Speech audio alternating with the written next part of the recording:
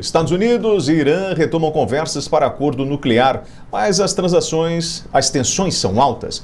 Para falar sobre esse assunto, agora eu converso com André Lagist, cientista político, especialista em Oriente Médio. André, muito bom dia, seja bem-vindo ao Jornal da Manhã. Eu sou William Travassos. O governo do presidente Joe Biden prometeu mudanças na política externa americana. Como o senhor vê isso? Será que isso vai acontecer? Bom dia, William. Bom dia, Lívia. Obrigado pelo convite. Bom, o governo americano, desde janeiro, tem mudado um pouco o direcionamento da política externa americana deixada pelo presidente Trump. Uma dessas medidas foi a retomada de ajuda humanitária que os Estados Unidos enviavam para os palestinos, e o Trump tinha se retirado dessa ajuda. E a mais polêmica de todas atualmente é a volta do acordo com o Irã. O problema é que tipo de acordo vai ser feito e qual vão ser as exigências que o Irã vai ter para assinar um acordo e voltar para o chamado P5+1, o JCPOA, né? Então, o maior opositor desse acordo, todos nós sabemos, é Israel, porque o acordo, apesar de contemplar a maior parte das exigências dos Estados Unidos ou dos países da Europa, ele não contempla as exigências de Israel, e Israel é o país que mais é ameaçado pelo Irã nesse caso, é o país que está aí em linha direta caso o Irã consiga atingir uma quantidade de urânio enriquecido que possa fabricar uma bomba após o fim do acordo, né? Pois o acordo tinha uma validade de 10 anos. André, bom dia. O interesse de Israel nessa questão, ela é meramente baseada em rivalidade entre as nações? São essas nações que você citou, que é o P+5?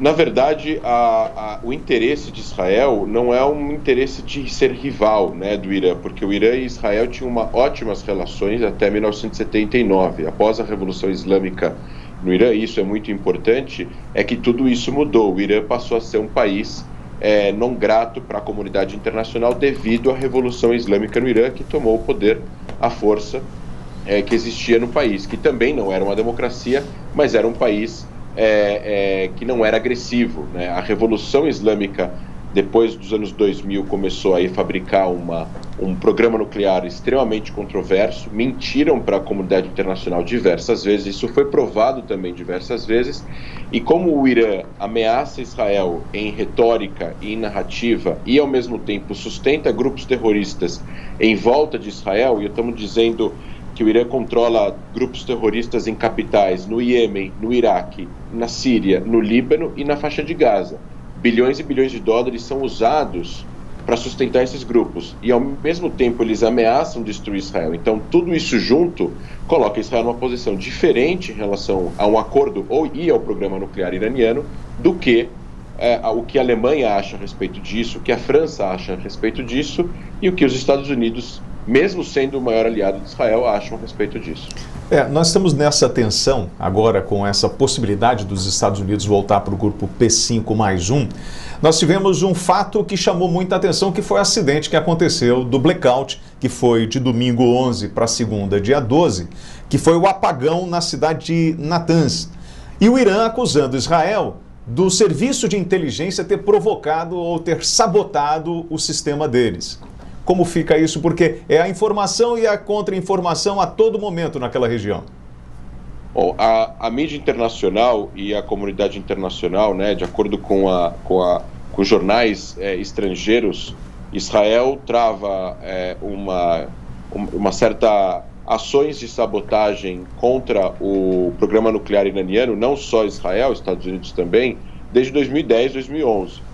São pequenas sabotagens diárias, que eventualmente, sendo elas cyber ou sabotagens de agentes que trabalham para esses dois países que são iranianos locais, acabam atrapalhando o desenvolvimento do programa. Se é um blackout, se é uma explosão no gerador e no gerador emergencial, fazendo com que falte a eletricidade. Eu quero que vocês entendam que é muito importante os ouvintes também entenderem, quando uma central elétrica de uma central nuclear como em Natanz, desliga completamente a eletricidade, as centenas de centrífugas que estão funcionando em alta velocidade, elas param. E quando elas param, elas quebram. Então, hoje em dia, o que aconteceu em Natanz está sendo estimado aí em 9 meses a um ano para eles arrumarem e voltar a funcionar. Esse tipo de sabotagem não é acidental, é uma sabotagem, ou seja, por ser sabotagem não é um acidente, é uma sabotagem intencional causada aí por algum ator internacional e, obviamente, existem pouquíssimos países no mundo capazes de causar esse tipo de dano a uma usina nuclear, então, né, uma central nuclear. Ou seja, há aí, de certa forma, uma mão aí de algum país rival do Irã nesse assunto, e o Irã acusa Israel não se pronunciou, e isso leva o Irã a ficar mais exigente, talvez, nas negociações que estava sendo feita com os Estados Unidos, e ao mesmo tempo mostra para os Estados Unidos e para outros países que eles estavam mentindo quando falavam que estavam cumprindo o acordo, né? Uma última coisa importante, o Irã tinha inaugurado recentemente as centrífugas IR-6. Elas são mais avançadas que as IR-1 e elas eram proibidas pelo acordo que eles assinaram em 2015. Agora, André, o Irã identificou neste sábado um homem procurado pelo governo que teria uma conexão com essa recente explosão que você acabou de falar. O que nós sabemos sobre a autoria, a origem deste homem? Na verdade, a gente não sabe nada a respeito disso. O Irã controla a agência estatal a agência estatal de notícia iraniana, ela divulga o que o governo fala para ela divulgar, então apenas eles prendem alguém, eles precisam acalmar, obviamente, os egos e os ânimos dentro do Irã, dentro do regime, pois são sucessivos acontecimentos, né, dentro do Irã, a morte do cientista nuclear-chefe, você tem o assassinato do Soleimani no Iraque, vocês têm uma série de sabotagens dentro de centrais de desenvolvimento de urânio, vocês têm uma série de explosões misteriosas, existem diversos cientistas que morreram. Então, todas essas ações mostram uma incapacidade do regime de lidar com esses problemas.